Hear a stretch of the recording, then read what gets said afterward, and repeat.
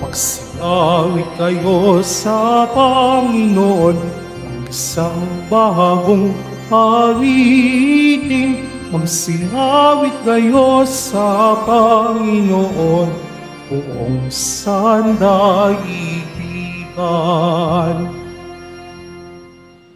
Simulan po natin ang pagdiriwang sa ngalan ng Ama at ng Anak at ng Espiritu Santo. Amen. Ang pagpapala ng ating Panginoong Hesukristo, ang pag-ibig ng Diyos Ama, at ang pakikipagkaisa ng Espiritu Santo, naway sumainyong lahat. At sumayin niyo rin. Mga kapatid, tayo pong lahat ay nagkakatipon bilang isang mag-anak ng Diyos sa pagdiriwang ng banal na Eukaristiya.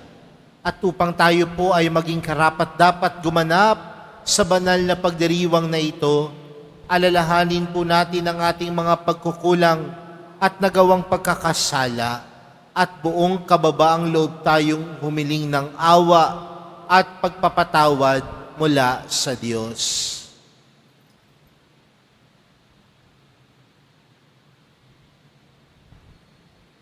Inaamin ko sa makapangyarihang Diyos at sa inyo mga kapatid, na lubha akong nagkasala sa isip, sa salita at sa gawa, at sa aking pagkukulang.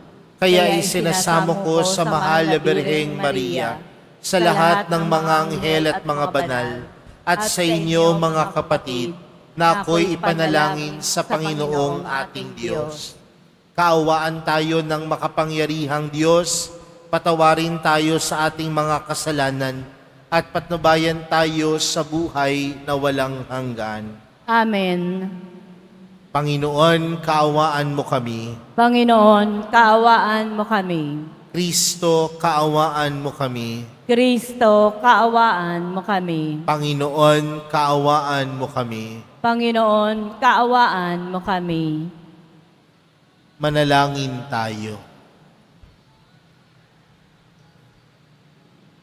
Ama naming makapangyarihan, ang langit at lupa ay iyong pinamamahalaan.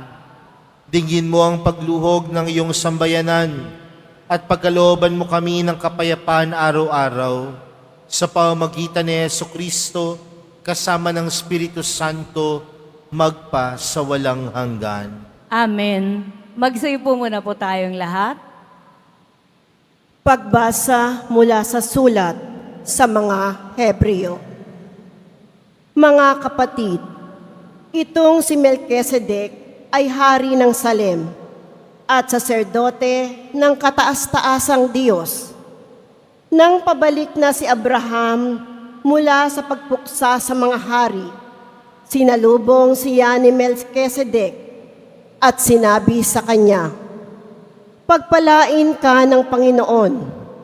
Ibinigay sa kanya ni Abraham ang ikapu ng lahat ng nasamsam sa labanan.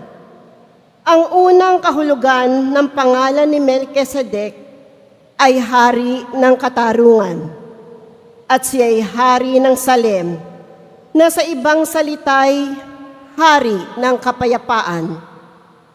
Walang nababanggit tungkol sa kanyang ama at sa ina, o sa angkang pinagmulan niya.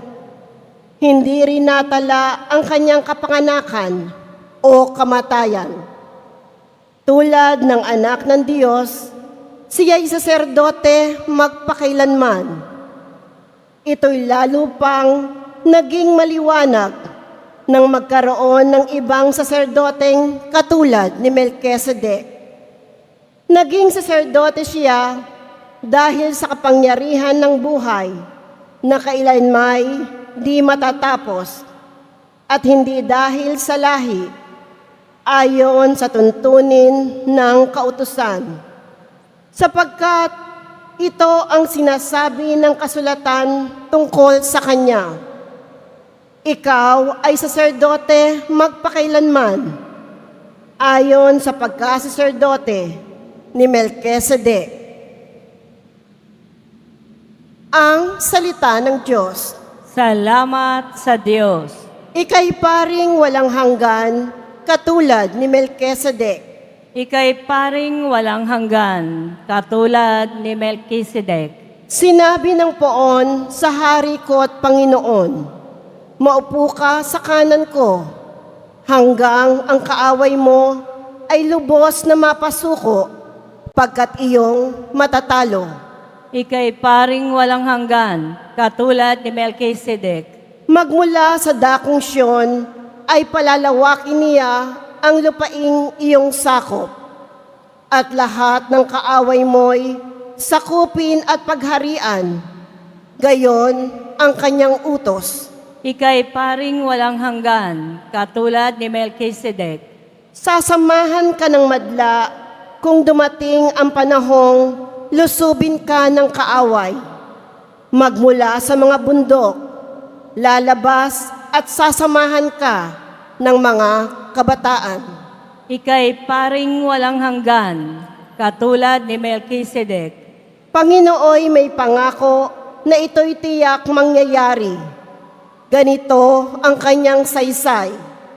Katulad ni Melchizedek, gagawin kang saserdote na hindi na wawakasan. Ika'y paring walang hanggan, katulad ni Melchizedek. Magsitayo na po ang lahat.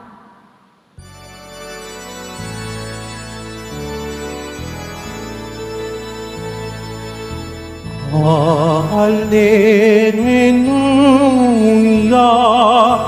Alleluia,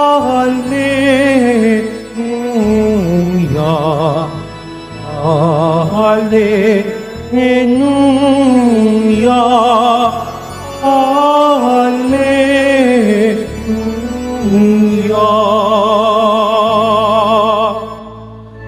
Ipinangaral ni Jesus ang paghahari ng Diyos, sakit ay kaniyang ginamot. Alleluia, Alleluia,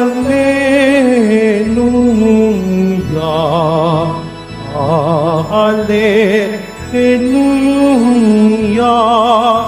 Alleluia.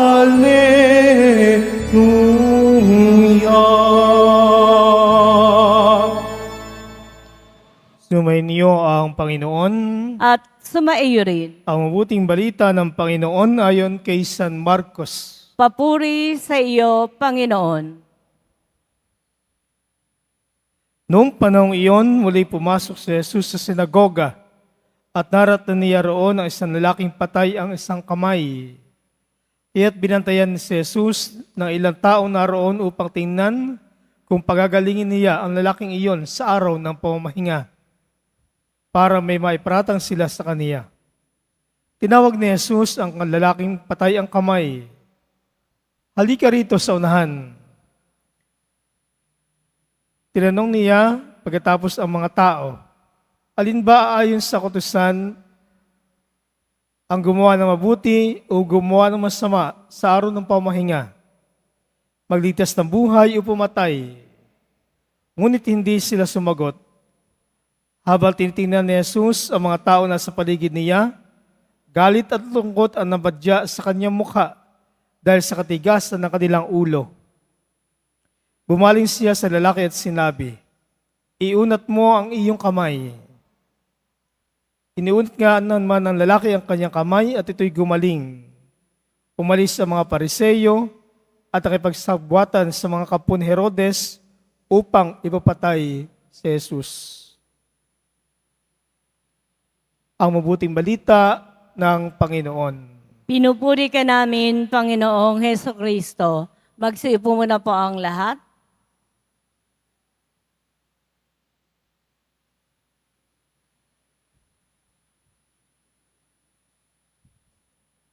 Magandang tanghali po sa inyong lahat. Pwede bang batiin ng katabi ng magandang tanghali? Mga kapatid, magandang simulan po natin ang pagninilay natin sa tanghaling ito sa isang simpleng katanungan lamang po. Sino po sa inyo dito ang tumingin kanina sa salamin bago pumunta at dumalo ng misang ito? Meron po ba? na tumingin sa salamin, marahil karamihan, lalo-lalo na ang mga kababaihan, tiningnan ang sarili sa salamin. Ano po ang nasabi ninyo kanina sa inyong sarili nung nakita po ninyo ang inyong sarili sa salamin? May nagsabi po ba, ay, parang tumataba ako? O kaya meron po ba nagsabi na, gumaganda ako? Meron po ba nagsabi na, parang kumukulubot na yung mga mukha ko? Kasi minsan mga kapatid, kapag tayo ay humaharap sa salamin, nakikita natin kung ano ang nangyayari sa ating pampisikal na panlabas. Nakikita natin kapag merong dumi ang ating mga mukha, nakikita natin kung maayos at maganda ang ating itsura. Bakit ko sinisimulan sa ganitong pamamaraan ang ating pagninilay sa tanghaling ito? Dahil oras na tayo ay tumitingin sa salamin, nawa ang makita natin na ang bawat isa sa atin ay may taglay na kabutihan. Ang bawat isa sa atin ay tunay na may taglay na kagandahan. Bakit? Dahil ang lahat ng nilikha ng Diyos, mabuti at maganda. Kaya okay lamang po na kapag tumitingin ka sa salamin, sabihin mo sa iyong sarili, mukha pala akong mabait. Pwede pala ho, na kapag tumitingin ka sa salamin, pwede mong sabihin, ang ganda-ganda ko pala. Dahil ikaw ay nilikha ng Diyos. At ang lahat ng nilikha ng Diyos, mabuti at maganda. Sa atin pong ibanghelyong napakinggan, tinutulig si Jesus sa isang bagay na kanyang ginawa. At ano po yun? Nagpagaling si Jesus sa araw ng pamamahinga. At tandaan po natin mga kapatid, para po sa mga Hudyo, ang araw ng pamamahinga ay araw na banal. At kung ito'y araw na banal, para sa mga Hudyo, hindi sila pwedeng kumilos. Sa Ingles nga, sinasabi nila, they cannot even lift a finger during Sabbath. Bawal magluto. Pero bakit kaya ang Panginoon sa araw ng pamamahinga nagpagaling ng isang tao? Bakit? Dahil yun ang natural sa buhay ng Panginoon. At ano yung pagiging natural sa buhay ng Panginoon? Hindi maaalis sa Kanya ang taglay niyang kabutihan. Hindi maaalis kay Jesus ang taglay niyang pagmamahal sa ibang tao. Hindi maaalis kay Jesus ang taglay niyang pag-ibig sa Diyos. Sa madaling salita, ang pagkatao ng Panginoon, ang pagkadiyos ng Panginoon, nananatili sa Kanya yung taglay niyang kabutihan. At marahil mga kapatid, yan din po ang hamon para sa ating lahat. Kung meron tayong taglay na kabutihan, kung meron tayong taglay na kakayanang umibig at magmahal, ibig sabihin, wala po dapat itong pinipiling oras at pagkakataon. Ngunit sa lahat ng oras at pagkakataon, nandun yung kakayanan nating magmahal at umibig. Kasi parte ho yun ng buhay natin. Parte po yun ng tayo ay nilikha ng Diyos. Ang manatili tayong mabuti. Ang manatili tayong maganda. Pero aminin po natin o hindi, nakakalungkot po paminsan-minsan na tayo minsan mga Katoliko, very seasonal po yung ating pagpapakabuti. Ang lagi ko nga pong halimbawa dito, may mga pagkakataon na kapag tayo ay nagpapakabuti, anong sasabihin sa atin ng ibang tao? Mamamatay ka na ba? Kapag nagpapakabuti ka, anong sasabihin ng tao? Magugunaw na ba ang mundo? Kapag nagpapakabuti ka, anong sasabihin ng ibang tao? Birthday mo ba? Magpapasko ba? Kwaresma ba? Bakit? Baka kasi hindi consistent yung pagpapakabuti natin sa ating buhay.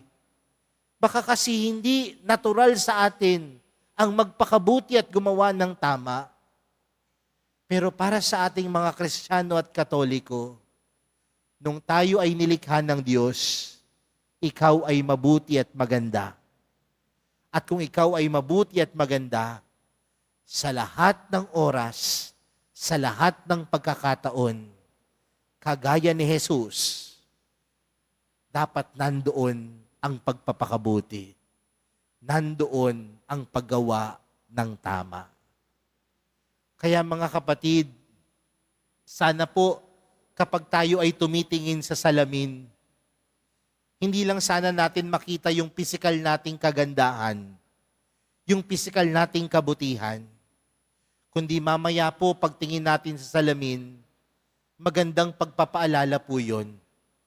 Nilikha ako ng Diyos. At kung ako ay nilikha ng Diyos, ako'y mabuti at maganda. Amen. Magsitayo na po ang lahat.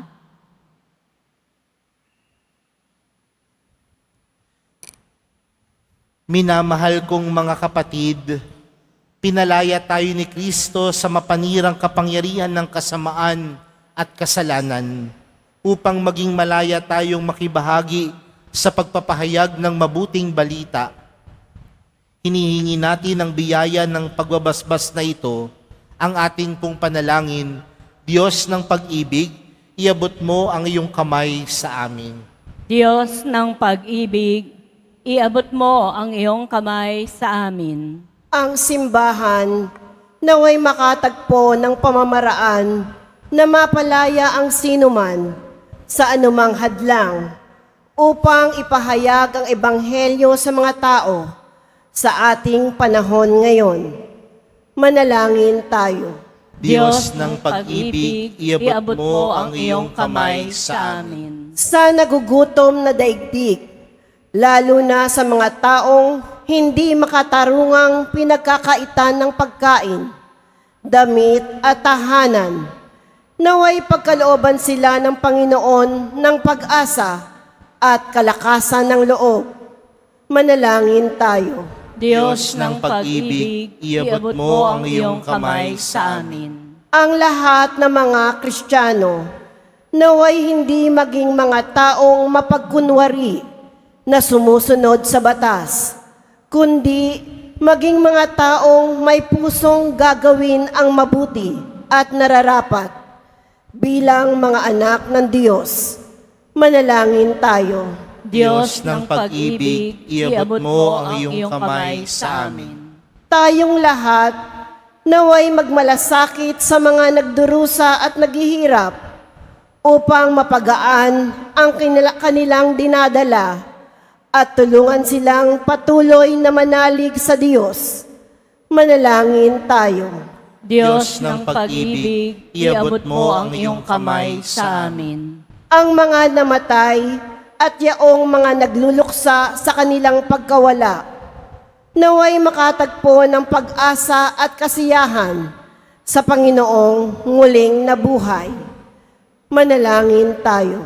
Diyos ng pag-ibig, iabot mo ang iyong kamay sa amin. Sa ilang sandali ng katahimikan, ating ipanalangin ang iba pang mga pangangailangan ng ating pamayanan.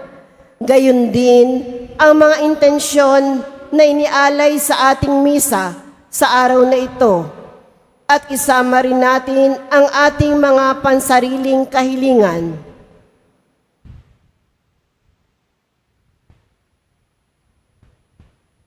Manalangin tayo. Diyos ng pag-ibig, iabot mo ang iyong kamay sa amin. Mapagmahal na Diyos, inaangkin namin na kami ay sa iyo at sa iyong anak. Sa pamamagitan ng Espiritu Santo, tulungan mo kaming mahalin ka sa pamamagitan ng aming pagkalinga at pagbibigay kasiyahan sa aming kapwa. Hinihiling namin ito sa pamamagitan ni Kristong aming Panginoon. Amen. Magsiupo muna po ang lahat.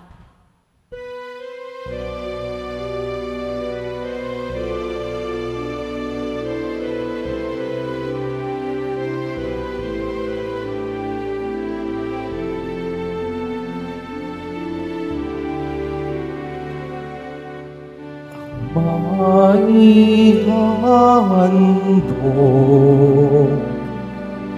sa'yo, Panginoon,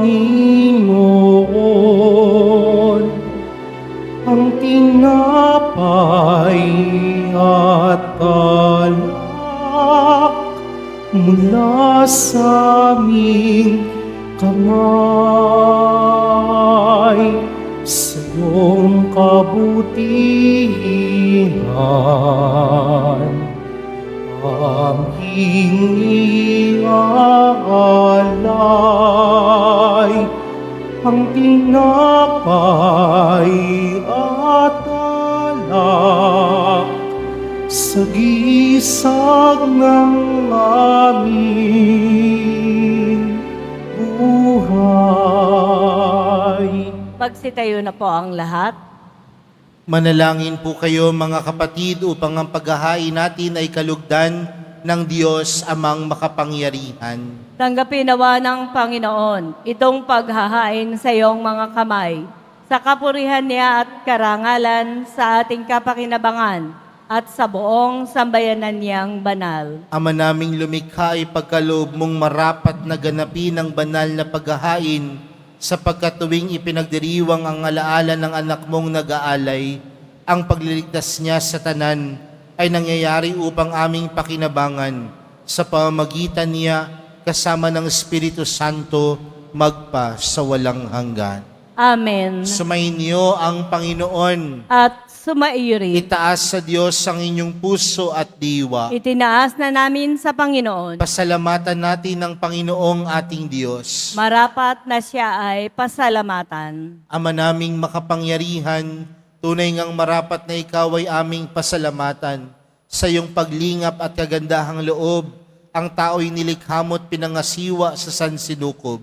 Sa hangad mong siya'y iwastong lubos, siya'y pinagdusa mo sa kanyang pagtalikod. Sa iyong pagiliw, iyong ipinahintulot na makabalik siya sa pamamagitan ni Kristo Jesus.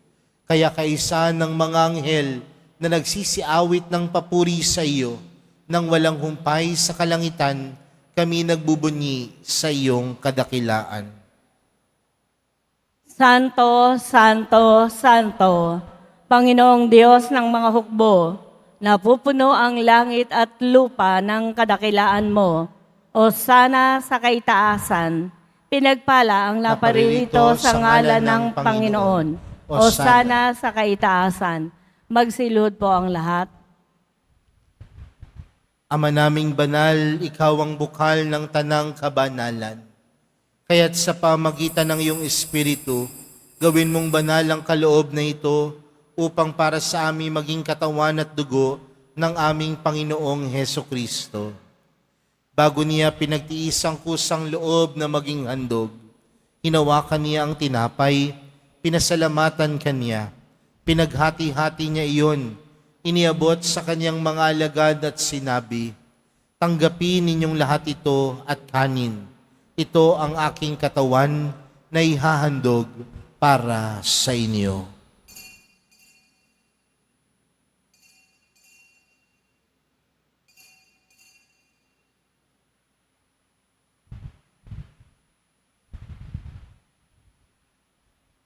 Gayon din naman noong matapos ang hapunan, hinawakan niya ang kalis, muli kaniyang pinasalamatan.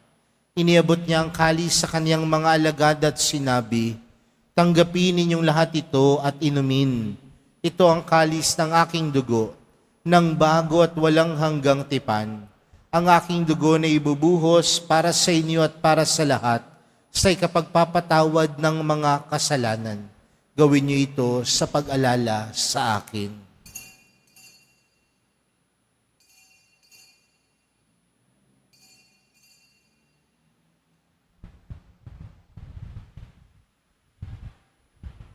Magsitayo na po ang lahat. Ipagbunyi natin ang misteryo ng pananampalataya. Si Kristo'y namatay, si Kristo'y nabuhay, si Kristo'y babalik sa wakas ng panahon. Ama, ginagawa namin ngayon ang pag-alala sa pagkamatay at muling pagkabuhay ng iyong anak. Kaya't inaalay namin sa iyong tinapay na nagbibigay buhay at ang kalis na nagkakaloob ng kaligtasan. Kami nagpapasalamat dahil kami yung minarapat na tumayo sa harap mo para maglingkod sa iyo. Isinasamo namin kaming magsasalo-salo sa katawan at dugo ni Kristo ay mabuklod sa pagkakaisa sa pamamagitan ng Espiritu Santo. Amaling nga po ang iyong simbahang laganap sa buong daigdig, puspusin mo kami sa pag-ibig. Kaysa ni Francisco na aming Papa at ni Jose na aming Obispo at ng Tanang Kaparian. Alalahanin mo rin ang mga kapatid naming nahimlay na may pag-asang sila'y muling mabubuhay, gayon din ang lahat ng mga pumanaw. Kaawaan mo po sila at patuloyin sa iyong kaliwanagan. Kaawaan mo po at pagindapatin kaming lahat na makasalo sa iyong buhay na walang wakas. Kaysa na mahal na Birhen Maria na ina ng Diyos, ng kabiyak ng puso niyang si San Jose, kaysa ng mga apostol at ng lahat ng mga banal na namuhay dito sa daigdig ng kalugod-lugod sa iyo, may pagdiwang nawa namin ang pagpupuri sa kararangal mo sa pamamagitan ng iyong anak na aming Panginoong Hesu Kristo. Sa pamamagitan ni Kristo, kasama niya at sa Kanya, ang lahat ng parangal at papuri ay sa iyo, Diyos amang makapangyarihan, kasama ng Espiritu Santo, magpa sa walang hanggan. Amen. Lumapit po tayo sa Ama natin sa langit sa panalangin itinuro sa atin ni Jesus. Ama namin, sumasalangit ka. Sambahin ang ngalan mo, mapasa amin ang kaharian mo, sundin ang loob mo dito sa lupa para nang sa langit.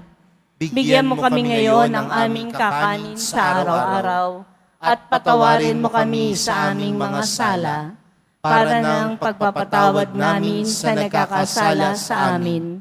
At huwag mo kaming ipahintulot sa tukso, at iadya mo kami sa lahat ng masama.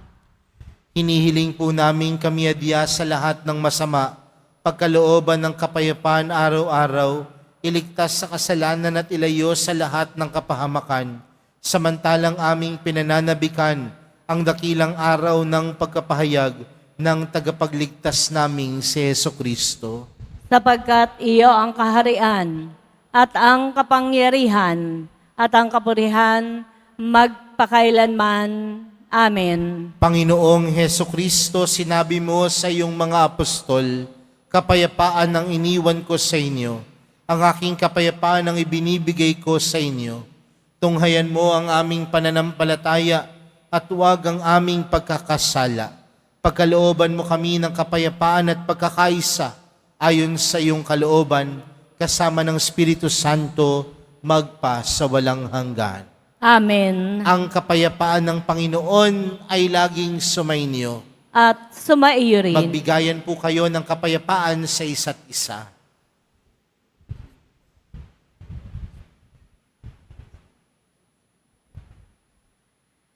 Kordero ng Diyos na nag-aalis ng mga kasalanan ng sanlibutan, maawa ka sa amin.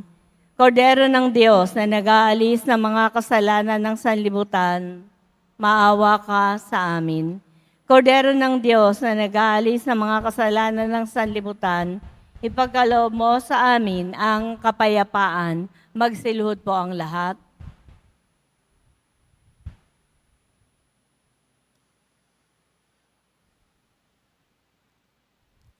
Mga kapatid, narito po si Jesus, ang kordero ng Diyos.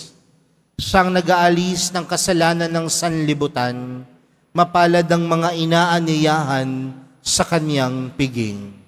Panginoon, hindi ako karapat-dapat na magpatuloy sa iyo, ngunit sa isang salita mo lamang ay gagaling na ako.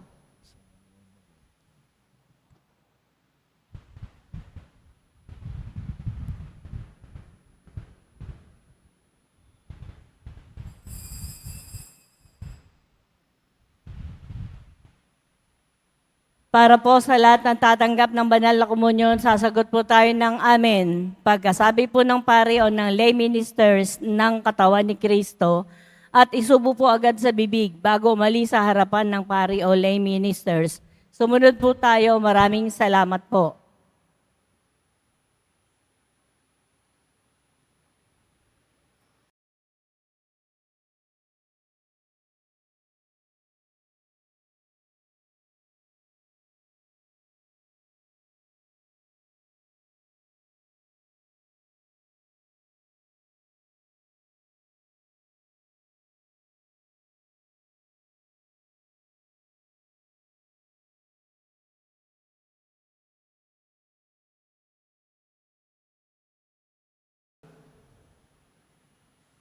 Ama naming mapagmahal, padaluin mo sa amin ang batis ng Espiritu ng iyong pag-ibig, upang kaming pinapagsalo mo sa pagkaing iyong bigay, para kami pagbuklurin, ay magkaisa sa pananalig sa iyo, sa pamamagitan ni Jesucristo, kasama ng Espiritu Santo, magpa sa walang hanggan.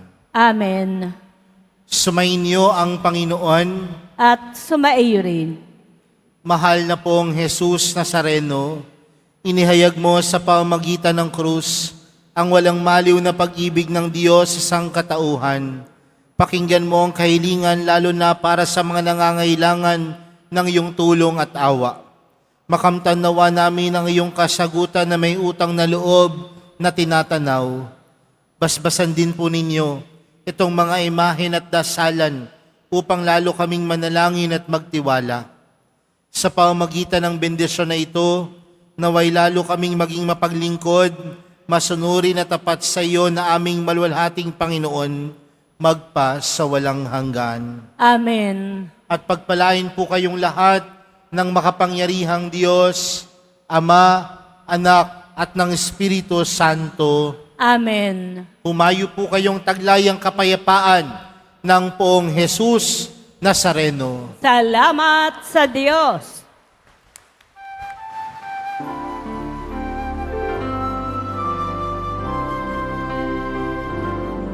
Nuestro Padre Jesus Nazareno, sinasamba ka namin.